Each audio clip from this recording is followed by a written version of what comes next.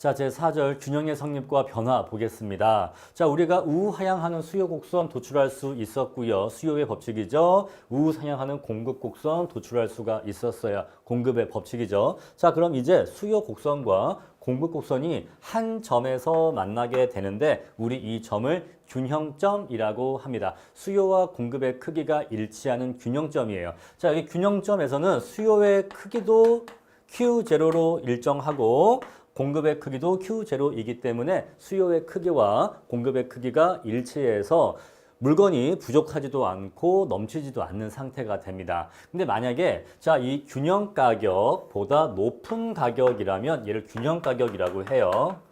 자, 균형 가격보다 높은 수준의 가격에서는 자, 공급자들은 가격이 높기 때문에 비싸기 때문에 이만큼의 수량까지 공급할 의사가 있지만 소비자들은 너무 비싸기 때문에 요만큼밖에는 살 의사가 없습니다. 따라서 양자의 차이인 요만큼의 수량이 초과 공급 상태가 되는 거예요. 아시겠죠? 우리 이것을 영어로 S라고 합니다. Excess supply라고 해서 공급이 넘쳐난다라는 뜻을 갖고 있어요. 자, 그래서 가격이 균형 가격보다 높은 수준에서는 초과 공급이 발생합니다. 자, 초과 공급이라고 하는 것은 물건이 팔리지 않아서 창고에 쌓여 있는 상태라는 것을 의미해요. 자, 이렇게 창고에 물건이 쌓여 있는 경우에는 이 물건들을 처분하기 위해서 판매 가격을 낮추게 되겠죠. 그럼 결국 가격이 점차 하락해서 창고 대방출, 빅 할인, 바겐세일 해갖고 가격이 점차 내려가게 되면은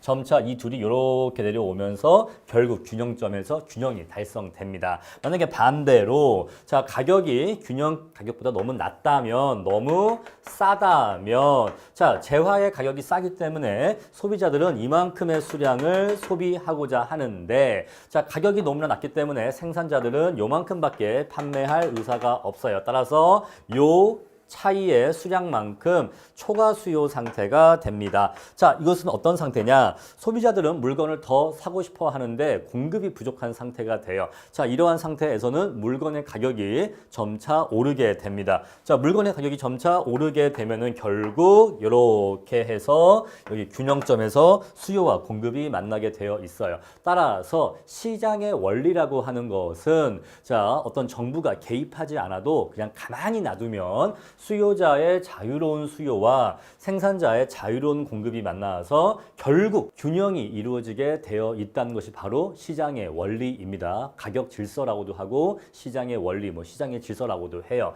자, 따라서 일시적으로는 가격이 균형 가격보다 높을 수도 있고 낮을 수도 있지만 결국 균형 가격으로 돌아오게 되어 있고 그때 수요와 공급이 일치하는 균형 거래량에서 거래가 이루어지게 되어 있습니다. 자, 이것이 균형의 성립이에요. 자, 균형이라고 하는 것은 수요 곡선과 공급 곡선이 만나는 점에서 균형 가격과 균형 거래량이 결정된다는 거죠. 만약에 이 가격이 500원이고 요거 수량이 300개라면 균형 가격 500원에서 수요의 크기 300개, 공급의 크기 300개니까 딱 시장에서 300개가 생산되어서 딱 300개가 소비되는 재화가 부족하지도 않고 넘치지도 않는 딱 알맞는 상태가 된다는 겁니다. 자, 근데 이러한 균형이 변화할 수가 있습니다. 왜냐하면 자, 균형점이라고 하는 것은 수요와 공급이 만나는 점에서 결정되기 때문에 만약에 수요 곡선 자체가 우측이나 좌측으로 이동하거나 수요가 증가하거나 감소하거나 아니면 공급이 증가하거나 감소하는 경우에는 수요 곡선과 공급 곡선의 위치가 달라지기 때문에 이 균형점의 위치 또한 바뀌게 되겠죠. 자, 그래서 이번 제4절에서는 수요와 공급이 변화할 때 이러한 균형점이 어떻게 변화하는지 그리고 균형점이 변화한다는 것은 균형 가격과 균형 거래량도 변화한다는 것이기 때문에 균형의 변화가 균형 가격과 균형 거래량에 어떠한 변화를 미치는지 알아 알아보고자 할 겁니다. 자, 먼저 수요가 증가하는 경우를 볼게요. 자, 공급 곡선은 가만히 있습니다. 공급은 아무런 변화가 없어요. 그런데 수요가 증가할 수가 있겠죠. 자, 우리가 앞에서 공부를 했습니다만 수요가 증가하게 되면 수요 곡선이 우측으로 이동하게 됩니다. 수요 곡선이 우측으로 이동하게 돼요. 그러면 최초의 균형점 얘를 1번이라고 하고 얘를 2번이라고 하면 1번 균형점에서 수요가 증가한 후에는 2번 균형점으로 균형점이 이동하게 됩니다. 그래프로 확인이 되시죠? 자, 그러면요. 1번 균형점과 2번 균형점 한번 비교해 보면은 균형 가격은 종전보다 P0에서 P1으로 균형 가격이 상승했다는 것을 알 수가 있습니다. 자, 균형 거래량은요. Q0에서 Q1으로 증가했다는 것을 알 수가 있습니다. 자, 여러분 한 가지만 참고로 말씀드리겠습니다. 가격은요. 상승과 하락이라고 해야 올바른 표현이 됩니다. 그런데 수량은요. 증가와 감소라고 해야 정확한 표현이 됩니다. 물론 사람이 말을 하다 보면 조금 헷갈리고 꼬여서 말할 수는 있는데 정확하게는 이렇게 표현하는 게 맞다라는 거 참고로 말씀드릴게요. 자, 어쨌거나 지금 내용을 보니까 공급은 가만히 있었을 때 수요만 변화했죠. 수요만 증가했습니다. 수요가 증가하면 균형점은 1번에서 2번으로 옮겨간다. 왜 그런지 그래프로 확인하시고요. 자, 그랬을 때 시험 문제에서는 그래서 이 점의 위치를 묻는 게 아니라 그래서 균형 가격과 균형 거래량이 어떻게 변화했느냐를 묻게 돼요. 자, 보니까 균형 가격 상승했고요. 균형 거래량 증가했습니다. 자, 따라서 우리가 이걸 알 수가 있겠죠. 수요가 증가하면 균형 가격 상승하고 균형 거래량도 증가한다는 걸 알 수가 있어요. 자, 그럼 반대로 수요가 한번 감소하는 경우를 보겠습니다. 수요가 감소하면 수요 곡선은 좌측으로 이동하게 되죠. 좌측 이동합니다. 좌측 이동하면요. 얘가 최초의 균형점 1번, 얘가 새로운 균형점 2번 점이 되겠죠. 1번 점에서 2번 점으로 옮겨가면 균형 가격은 내려가게 되어 있고 균형 거래량은 감소하게 됩니다. 따라서 수요가 감소하면 가격도 하락하고 균형 거래량도 감소한다는 걸 알 수가 있어요. 자, 이게 공급은 가만히 있고 수요만 증가하거나 감소했었을 때 균형점이 어떻게 변화하는지 정리한 겁니다. 자, 그럼 이제 우리가 쉽게 이해해야 되는데 자, 여러분 상식적으로 한번 생각해 보세요. 상식적으로 지금 이게 막 그래프가 나오니까 너무 어려운 거 아니야? 하실 수 있는데 사실 이거는 그래프도 아니고 이건 사실 수학도 아니에요. 상식적으로 풀 수가 있는 겁니다. 한번 생각을 해보세요. 여러분, 자, 어떤 물건이 있는데 그 물건에 대한 수요가 증가했대요. 사람들이 그 물건을 막 더 사고 싶어 합니다. 그러면 그 물건의 가격은 오를까요? 내릴까요?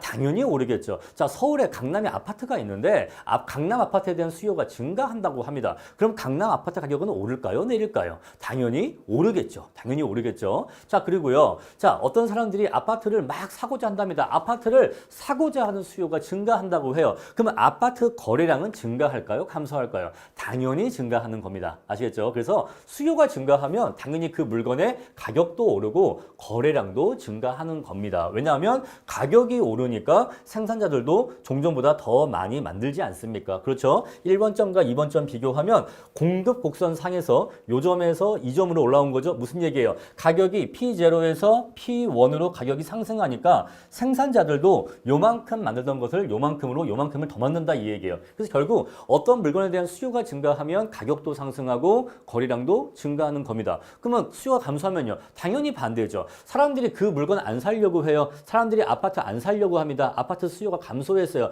그러면 아파트의 가격은요. 당연히 하락하겠죠. 거래량은요. 감소하겠죠. 너무 쉽지 않아요. 그죠, 여러분? 아파트에 대한 수요가 증가했대. 그럼 아파트 가격 상승할 거고 아파트 거래량 증가할 거 아니겠습니까? 아파트에 대한 수요가 감소했대요. 그럼 당연히 아파트 가격 하락하고 거래량도 감소하겠죠. 어려운 거 아닙니다. 그죠? 자, 그럼 이제 우리가 한번 이어서 공급의 변화를 보겠습니다. 자, 공급도 마찬가지입니다. 수요 곡선은 가만히 있고요. 수요 곡선은 아무런 변화 없이 가만히 있습니다. 뭐만 변하죠? 공급 곡선만 변할 거예요. 첫 번째, 공급이 증가했습니다. 자, 그럼 공급 곡선이 이렇게 우측으로 이동하게 되겠죠. 자, 그러면 최초의 균형점이 새로운 균형점 2번으로 옮겨가게 되는데 자, 가격은 내려갑니다. 가격은 내려가고요. 균형 거래량은 증가한다는 걸 알 수가 있어요. 자, 공급이 증가하면 가격은 내려가고 균형 균형 거래량은 증가한다는 걸 알 수가 있고요. 공급이 감소하면요. 자, S곡선이 공급 곡선이 좌측으로 이동하게 됩니다. 그럼 1번 점이 2번 점으로 옮겨지게 되죠. 자, 그러면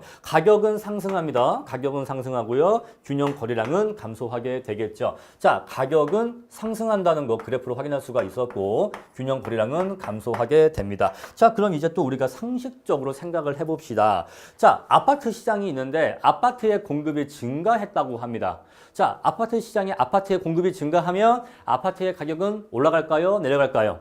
내려가는 게 일반적이겠죠. 그죠? 어떤 재화 시장에 그 재화의 공급이 증가하게 되면 물건이 많아지게 되니까 그 물건의 가격은 내려가는 것이 일반적인 원리인 거예요. 따라서 자, 공급이 증가했다 하면은 가격은 내려가게 됩니다. 그런데 어쨌거나 건설사들이 아파트를 많이 지어서 공급을 하면 거래량은요. 당연히 증가하는 거예요. 자, 지금 우리가 뭘 발견할 수 있냐면 수요가 증가하든 공급이 증가하든 어쨌거나 거래량은 무조건 증가해요. 수요가 증가하든 공급이 증가하든 거래량은 무조건 증가한다. 수요든 공급이든 감소하면 거래량은 무조건 감소한다. 따라서 여러분 거래량은 굉장히 쉬운 거예요. 거래량은 이건 뭐 헷갈릴 게 없어. 수요든 공급이든 둘 중에 누구든 증가만 하면 거래량은 무조건 증가해요. 수요든 공급이든 관계가 없습니다. 또 수요든 공급이든 누구든지 감소했다면 거래량은 반드시 감소합니다. 아시겠어요? 따라서 거래량은 아무런 헷갈릴 게 없다. 거래량은 수요든 공급이든 누군가가 증가하기만 하면 무조건 증가해요. 둘 중에 누군가가 감소하기만 하면 거래량은 무조건 감소합니다. 전혀 어려운 게 없죠. 근데 한 가지 헷갈리는 건 바로 가격이에요. 거래량은 헷갈릴 게 없는데 가격이 조금 헷갈릴 소지가 처음에 있습니다. 물론 이거 사실 어려운 건 아니에요. 자, 우리가 아까 수요가 증가할 때는 사람들이 아파트를 사고자 하는 수요가 막 증가해. 그러면요, 아파트 가격이 올라간다고 했죠. 수요가 증가하면 가격이 올라갑니다. 하지만 공급이 증가하는 경우에는 그 물건의 공급이 증가하면 가격은 내려가요. 따라서 공급이 반대입니다. 공급은 반대예요.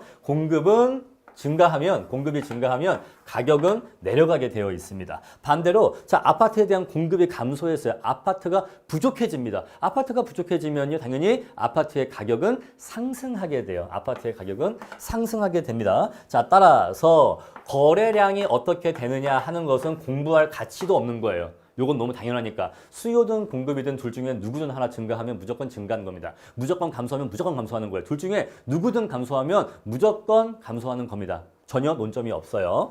자, 그런데 가격은 헷갈려. 왜 가격이 헷갈리냐면 자, 수요가 증가하면 가격이 상승합니다. 그런데 공급이 증가하면 가격은 하락합니다. 가격에 미치는 영향 방향이 서로 정반대예요. 그래서 처음엔 좀 헷갈릴 수 있는데 이것도 처음이라 그렇지 몇 번 하다 보면 금방 익숙해지고 너무너무 쉬운 원리가 됩니다. 아시겠죠? 자, 이제 이렇게 해서 수요가 변화할 때, 공급이 변화할 때 균형점이 어떻게 이동하고 그에 따라서 균형 가격과 균형 거래량이 어떻게 변화하는지 살펴봤으니까 이제 이 둘을 동시에 한번 변화시켜 보겠습니다. 지금까지는 어느 하나가 가만히 있고 다른 거 하나가 변한다라고 했는데 이젠 이 둘이 같이 변할 거예요. 자, 이제 이 표를 통해서 내용 총정리할 겁니다. 자, 수요도 증가했고 공급도 증가했대요. 여러분 문제 푸실 때는 항상 거래량부터 먼저 생각을 해보세요. 여러분 수요가 증가하든 공급이 증가하든 무조건 거래량은요 제가 증가한다고 했죠. 자, 따라서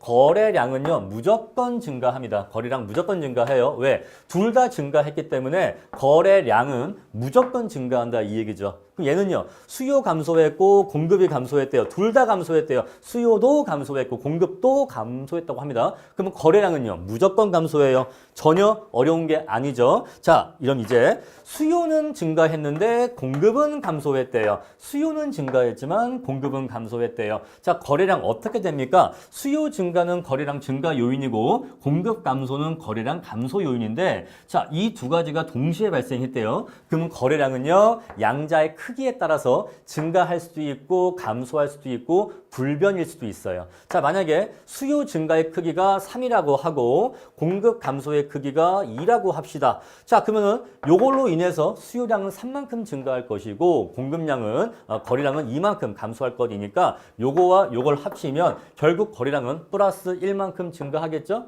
지금 무슨 얘기인지 이해하셨습니까? 얘가 더 큰 경우에 수요 증가폭이 더 큰 경우에는 거래량 증가 요인이 더 크기 때문에 그때는 거래량이 증가한다 이 얘기예요. 근데 만약에 요 둘이 같다면요. 수요의 증가폭과 공급의 감소폭이 같다면 거래량 증가 요인과 거래량 감소 요인이 똑같다면 그러면요. 거래량은 불변이에요. 불변. 거래량 불변. 자, 만약에 부등호가 이렇게 반대라면 수요 증가 요인보다 공급 감소가 더 크다면 그러면요. 거래량 감소 요인이 더 크니까 더 강하니까 그때는 거래량이 감소하게 될 겁니다. 따라서 자, 균형 거래량이 어떻게 변화하는지를 알고 싶으면 수요 증가의 크기와 공급 감소의 크기까지 알아야지만 정확하게 거래량이 증가할지 불변일지 감소할지를 알 수가 있는데 자, 그것까지 정확하게 알지 못하는 경우에는 그냥 불분명한 거예요. 왜? 셋 다 가능하니까. 아시겠죠? 양자의 상대적인 크기에 따라서 자, 증가할 수도 있고 감소할 수도 있고 불변일 수도 있는 겁니다. 아시겠죠, 여러분? 자, 마찬가지 로직으로 인해서 수요는 감소했는데 공급은 증가했다고 칩시다. 만약에 얘가 더 크다면 거래량은요 감소하게 되겠죠. 만약에 이 둘이 같다면요 거래량은 불변이겠죠. 부등호가 얘가 더 크다면 공급 증가폭이 더 크다면 거래량은 증가하게 되겠죠. 자, 이렇게 해서 거래량은 아주 쉽게 해결할 수가 있어요. 자, 수요와 공급이 둘 다 변하는 경우에는 자, 이렇게 변화 방향이 일치하는 경우에는 거래량이 헷갈릴 게 없죠. 그런데 이렇게 변화 방향이 반대인 경우에는 둘 중에 누가 크냐? 둘 중에 누가 크냐에 의해서 결정하시면 됩니다. 자, 무슨 얘기냐? 다시 볼게요. 자, 두 번째 경우 볼게요. 수요 증가와 공급 감소가 있는데 둘 중에 얘가 더 크다고 합니다. 그러면요, 얘는 그냥 무시해 버리세요. 얘는 그냥 무시해 버리세요. 자, 둘 중에 얘가 더 크다고 합니다. 그럼 얘는 그냥 무시해 버리세요. 자, 둘 중에 더 큰 애가 있겠죠? 그러면요, 큰 애만 놔두고 작은 애는 그냥 무시해 버리세요. 그런 다음에 얘만 생각하시면 됩니다. 자, 볼게요. 수요가 증가했대요. 물론 공급은 감소했습니다만 둘 중에 얘가 더 크대요. 그러면 얘만 놔두고 얘는 그냥 지워버리라 이 얘기예요. 자, 수요 증가하면 가격은 어떻게 돼요? 가격은 상승하죠. 그래서 가격은 상승하는 겁니다. 거래량은요, 수요 증가했대요. 그럼 거래량은요, 증가하는 겁니다. 그때는 증가하는 거예요. 자, 이 불분명은 둘 중에 누가 더 큰지 모를 때 불분명이라 한 거고 지금은 얘가 더 크다라고 제가 정해줬잖아요. 그러니까 그때는 얘가 더 크니까 그걸 전제로 하면 거래량은 증가하는 겁니다. 아시겠어요? 자, 그럼 얘는요. 둘 중에 누가 더 큰지 몰라갖고 일단 불분명 적어놨는데 얘가 더 크다고 합니다. 그럼 이제 얘는 없는 거예요. 얘는 없고 자, 공급이 증가했대요. 가격은요? 하락하겠죠. 공급이 증가했대요. 거래량은요? 증가하겠죠. 이때는 증가하게 됩니다. 자, 이렇게 수요와 공급이 동시에 변해서 헷갈리는 경우에는 둘 중에 더 센 사람, 둘 중에 더 센 요인만 남겨놓고 작은 요인은 제외하는 겁니다. 그러면 답을 쉽게 구할 수가 있어요. 자, 그럼 이 표 다시 한번 정리하겠습니다. 자, 수요도 증가했고 공급도 증가했대. 거래량 증가하는 건 아무런 의심의 여지가 없어요. 자, 수요가 증가하면 가격이 상승합니다. 자, 공급이 증가하면 가격이 하락합니다. 따라서 가격 상승 요인과 가격 하락 요인이 둘 다 있기 때문에 둘 중에 누가 더 큰지를 모를 때에는 가격이 증가할지 감소할지 불변일지 몰라요. 모르는데 만약에 문제에서 얘가 더 크다라고 줬다고 쳐보죠. 그럼 얘는 없다고 치라 이 얘기예요. 둘 중에 큰 애가 있으면 작은 애는 그냥 무시해라 이 얘기입니다. 그냥 얘만 갖고 P와 Q의 변화 따지시면 되는 거예요. 아시겠죠? 자, 수요가 증가했다. 그럼 가격 상승하고 거래량 증가하는 겁니다. 아시겠죠? 만약에 둘 중에 얘가 더 세다. 얘가 더 크다라고 한다면 얘는 무시하고 얘만 놔두시라 이 얘기입니다. 그러면요. 공급 증가했대요. 그럼 가격은요. 하락하고요. 거래량은 증가하게 되어 있어요. 아시겠죠? 자, 지금 이 P의 변화는 누가 더 크냐에 의해서 왔다 갔다 하지만 거래량은 누가 더 크는지 관계없이 항상 거래량은 증가한다는 걸 알 수가 있죠. 자, 두 번째 줄 보겠습니다. 여기까지만 할게요. 자, 아까 한번 했던 거지만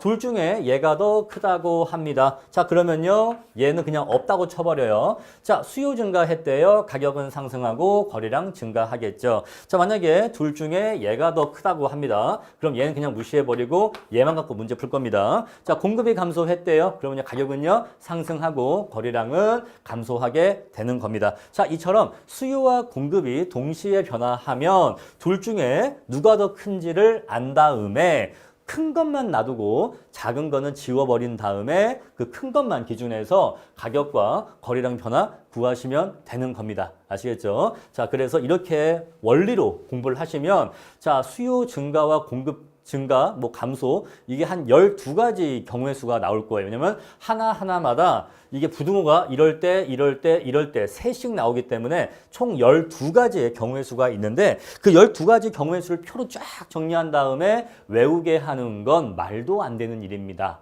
아시겠죠? 자, 둘 중에 누가 이기는지 싸움만 붙이시면 되는 거예요. 그래서 이긴 사람대로만 결론을 내리시면 되는 겁니다. 아시겠죠? 암기하실 필요가 없어요. 자, 그럼 이제 이어서 조금 특수한 경우로 들어가겠습니다. 지금까지 양가로 3번에서는 일반적인 경우였고 양가로 4번은 좀 특수한 경우를 볼게요. 자, 어느 한쪽이 수요는 D라고 쓰고요. 공급은 S라고 쓰는데 D든 S든 간에 한쪽이 수평선이거나 수직선인 경우에는 어떻게 되느냐 이 얘기입니다. 자, 먼저 수요 곡선이 수평선인 경우와 수직선인 경우로 나눠서 볼게요. 자, 우리가 앞에서 공부했습니다만 수요 곡선이 수평선일 때에는 수요의 가격 탄력성의 크기가 얼마입니까? 0이에요? 무한대예요? 둘 중에 0입니까? 무한대입니까? 무한대죠. 무한대입니다. 자, 이때는요. 수요의 가격 탄력성이 0인 경우죠. 완전 탄력적, 완탄. 얘는요. 완비, 완전 비탄력적인 경우 다 기억하시죠? 자, 이렇게 여러분 수요 곡선이 수평선인 경우에는요 아주 특수한 성질이 있습니다. 자, 공급이 증가하면 S곡선이 우측 이동할 것이고 공급이 감소하면 S곡선이 좌측 이동하겠죠. 자, 그런데 공급이 증가하든 감소하든 S곡선이 우측 이동하든 좌측 이동하든 어떻게 움직이든지 간에 균형점의 변화를 보니까 균형 가격의 변화가 있어요, 없어요? 균형 가격의 변화가 없습니다. 자, 수요 곡선이 수평선인 경우에는 공급 곡선이 어떻게 변한다고 해도 균형 거래량은 그에 따라서 변화하지만 균형 가격은 전혀 변화하지를 않는다는 걸 알 수가 있어요. 균형 가격은 전혀 변화하지 않습니다. 자, 반대로 수요 곡선이 수직선일 때에는요. 자, 공급 곡선이 우측 이동하든 좌측 이동하든 우측 이동하든 증가하든 감소해서 좌측 이동하든 어떻게 이동하든지 간에 자, 균형 가격은 변화합니다만 균형 거래량은 변화하지를 않는다 이 얘기예요. 균형 거래량은 변화하지 않는다. 여러분들 오해하시면 안 되는 게 얘는 S곡선이 이렇게 우측 좌측 이동했는데 얘는 S곡선이 이렇게 아래로 위로 이동한 거 아닌가요? 여러분 선을 이렇게 길게 그리면 이 S곡선이 이렇게 이동했다는 것을 아실 수가 있을 겁니다. 그래서 그래프 제가 짧게 그리니까 조금 그렇게 보일 수도 있는데 이것을 선을 길게 그리면 이해가 하실 거예요. 따라서 이 경우에는 자, S가 어떻게 증가하든 감소하든 거래량이 불변이라는 걸 알 수가 있어요. 아시겠죠? 따라서 자, 수요 곡선이 수평선일 때에는 뭐만 변한다? 거래량만 변한다. 뭐는 바뀌지 않는다? 균형 가격 바뀌지 않는다는 걸 알 수가 있고요. 반대로 수직선일 때는 균형 가격만 변한다. 균형 거래량은 변하지 않는다라는 것을 아실 수가 있을 겁니다. 자, 그럼 마찬가지로 한번 공급 곡선이 수평선일 수도 있고 수직선일 수도 있겠죠. 자, 이번에는 공급 곡선이 수평선일 때 이때에는 공급의 가격 탄력성이 무한대인 경우고 이때는 0인 경우죠. 자, 마찬가지로 수요 곡선이 어떻게 변한다고 해도 균형 가격은 불변이고 균형 거래량만 변한다는 걸 알 수가 있습니다. 자, 마찬가지로 이때에는 균형 가격만 변하고 균형 거래량은 불변이라는 걸 알 수가 있어요. 아시겠죠? 자, 그럼 정리를 하겠습니다. 자, 여러분 수요든지 공급이든지 관계가 없어요. 지금 자꾸 얘기를 할 때 수요 얘기하고 공급 얘기하니까 수요 얘기할 때랑 공급 얘기할 때랑 뭔가 논리가 다른가 보다, 방향이 반대인가 보다라고 혼동하실 수 있는데 여러분 똑같습니다. 수요든 공급이든 똑같아요. 수요 곡선이 수평선이든 공급 곡선이 수평선이든 수요든 공급이든 어쨌거나 둘 중에 누가 하나가 수평선이면 다시 수요든 공급이든 누구 하나가 수평선이기만 하면 균형점의 변화는 반드시 균형 가격은 불변인 상태에서 균형 거래량만 변화한다 이 얘기입니다. 아시겠습니까? 자, 다시. 자, 수요든 공급이든 수직선이기만 하면 수요든 공급이든 수직선이기만 하면 상대방이 어떻게 변한다고 해도 균형점의 변화는 균형 거래량은 불변이면서 균형 가격만 변화한다 이 얘기예요. 아시겠습니까? 자, 그래서 어느 한쪽이 여러분 여기에서 어느 한쪽은 뭘 의미하죠? 수요든 공급이든 어느 한쪽이 수평선이라면 균형 가격은 불변, 균형 거래량만 변화. 어느 한쪽이 수요든 공급이든 수직선이라면 균형 거래량은 불변, 균형 가격만 변화라는 거예요.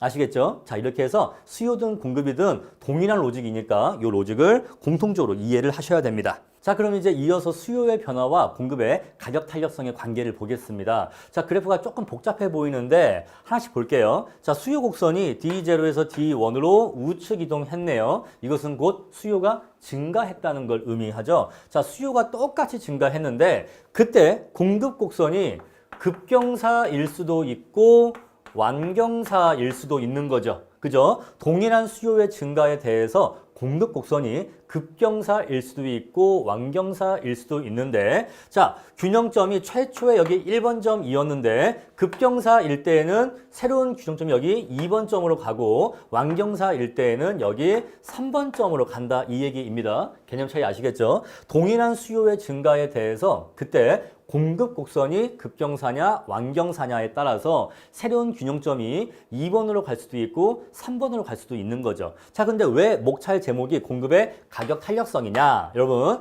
공급 곡선이 급경사일수록 공급의 가격 탄력성은 작아집니다. 그렇죠? 비탄력적인 공급을 보여주고 있는 거고요. 공급 곡선이 완경사일수록 탄력성은 커지게 됩니다. 탄력적인 공급 상태를 보여주고 있는 거예요. 자, 비교해 보니까 공급이 급경사일수록 즉 공급의 가격 탄력성이 작으면 작을수록 균형 가격은 얘가 더 높이 올라가죠. 균형 가격은 더 많이 올라가고 대신 균형 거래량은 더 적게 증가하더라 이 얘기예요. 이해하시겠습니까? 자, 수요가 똑같이 증가할 때 그때 S가 급경사이면 일수록 다른 말로 가격 탄력성이 작으면 작을수록 2번 점과 3번 점을 비교해 보니까 이 2번 점은 3번 점에 비해서 균형 가격은 더 많이 올라가는 대신에 균형 거래량은 요만큼 더 적게 증가한다는 거죠. 아시겠죠? 얘랑 비교하면 2번 점이 3번 점보다 균형 가격은 더 높이 올라가고 더 많이 상승하고 균형 거래량은 더 적게 증가하더라라는 것이에요. 자, 그러면 주인공을 바꿔서 3번 점을 한번 기준 삼아 보죠. 자, 공급 곡선이 완만하면 완만할수록 즉 공급의 가격 탄력성이 크면 클수록 3번 점은 2번 점에 비해서 가격은 더 적게 상승하지만 균형 거래량은 더 많이 증가하더라 요 얘기예요. 이해하시겠습니까? 자, 이렇게 해서 동일한 수요 증가에 대해서 공급의 가격 탄력성 또는 공급 곡선의 기울기가 어떠냐에 따라서 균형 가격과 균형 거래량의 변화폭이 달라진다는 거 볼 수 있고요. 자, 다시 수요가 D0에서 D1으로 이렇게 감소했다고 할게요. 이렇게 좌측으로 이동했습니다. 그럼 최초의 균형점 얘가 1번, 얘가 2번, 얘가 3번이라고 할게요. 자, 얘가 S, 얘가 급경사죠. 얘가 완경사입니다. 자, 급경사이면 탄력성이 작다는 걸 의미하고 완경사이면 탄력성이 크다는 걸 의미하죠. 자, 균형점 비교해 보니까 수요가 감소할 때 S곡선이 완경사일수록 2번 점으로 갈수록 3번 점보다 균형 가격은 적게 내려가고 적게 하락하고 균형 거래량은 더 많이 증가한다는 걸 알 수가 있죠. 자, 반대로 S곡선이 급경사일수록 요 점과 비교하면 요 3번 점은 균형 가격은 더 많이 하락하고 균형 거래량은 더 적게 감소한다는 걸 알 수가 있는데 선생님 어려워요. 그러니까 설명을 하면 그런가 보다 싶기는 해요. 그런데 너무 복잡해서 제가 이거를 풀 수 있을지 자신이 들지 않아요. 알아요. 이해합니다. 지금 이 설명이 맞기는 맞는 말이죠. 그런데 너무 어렵죠. 그래서 쉽게 이해할 수 있는 방법을 이제 시작합니다. 자, 지금까지 드린 설명은 당연히 여러분들께 기본적인 원리를 말씀드린 거예요. 왜 이렇게 되는지 원리 말씀드린 거고, 그러면 실제 시험장에서 어떻게 하면 헷갈리지 않고 빨리 풀 수가 있나요? 여러분, 지금 우리가 뭘 비교하는 거예요? 급경사일 때, 완경사일 때 비교하는 거죠. 자, 얘가 급경사일 때, 그리고 얘가 완경사일 때 어떻게 되느냐? 지금 요거 비교하는 거잖아요. 지금 요 점이랑 요 점을 지금 비교하는 거잖아요. 근데 왜 이게 헷갈리냐면 급경사, 완경사가 애매해서 그래요. 이게 애매하기 때문에 헷갈리는 겁니다. 자, 헷갈릴 때는요. 극단적으로 몰아가야 돼요. 극단적으로. 자, 완경사다라고 하면 이렇게 애매하게 그리지 말고 우리 완경사 중에 최고 완경사 누구예요? 완경사 중에 더 이상 완경사일 수가 없다. 누가 완경사 1등입니까? 바로 수평선이죠. 수평선. 완경사는 수평선이 짱이에요. 그죠? 수평선이 가장 완경사죠. 이것보다 더 완경사일 수가 없죠. 자, S가 수평선일 때 우리 아까 뭐 공부했죠? 우리 앞에 양가로 4번에서 뭐 공부했습니까? 수요든 공급이든 어느 하나가 수평선이면 뭐는 불변이다? 가격은 불변이다. 가격은 불변이고 균형 거래량만 변한다라는 거죠. 자, 이렇게 수평선이면일수록 자, P와 Q가 원래는 둘 다 변해야 되는데 지금 이처럼 P하고 Q가 원래는 둘 다 변해야 되는데 이렇게 S가 극단적으로 아예 그냥 수평선인 경우에는 가격은 변하지 않아. 대신 거래량은 많이 변합니다. 대신 거래량은 많이 변해요. 가격이 변하지 않는 대신에 거래량은 엄청 많이 변합니다. 따라서 지금 이 경우 보시면요. 얘는 가격은 불변이지만 거래량은 무려 여기까지 증가해요. 얘는 여기까지, 얘는 여기까지죠. 근데 얘는요? 얘는 여기까지예요. 이해하시겠습니까, 여러분? P하고 Q 두 개가 있는데 P가 변하지 않다 보니까 이 모든 변화의 힘이 다 Q에만 가는 거예요. 그래서 Q가 가장 많이 증가합니다. 자, 이제 제가 지금 무슨 얘기를 하려고 하는가? 자, 완경사예요. 그죠? 완경사. S곡선이 완경사에 가까울수록 가격 변화해요, 안 해요? 가격 변화 별로 안 해요. 자, 완경사일수록